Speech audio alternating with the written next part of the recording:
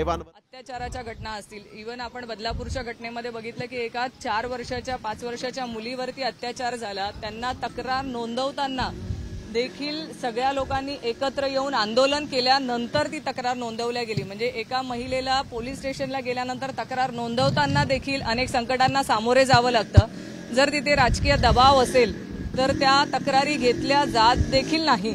अशा वेळेस आम्ही सगळ्या महाराष्ट्रातल्या महिला ह्या महिला आयोगाकडे एका आशेने बघतो। अशा वेळेस तिथे सुमोटो होऊन त्यांनी काम करणं अपेक्षित आहे, पण त्यांच्याचकडनं जी दिरंगाई किंवा म्हणतो ना आपण एखाद्या सरकारी पक्षाच्या लोकांच्यावरती जेव्हा आरोप होतात तेव्हा त्या लोकांना पाठीशी घालण्याचं काम केलं जातंय।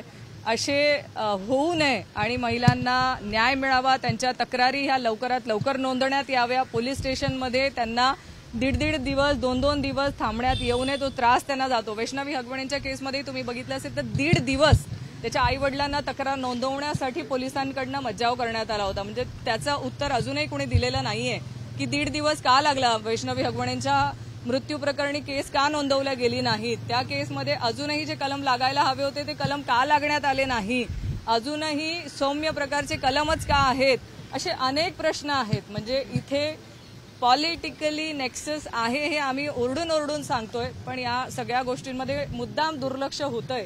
त्यासाठी हे महिला आयोगाला अध्यक्ष या बदलून द्याव्यात किंवा ज्या 24 तास वेळ देऊ शकतील अशांची नेमणूक करावी, आम्ही तिथे मागणी केली आहे।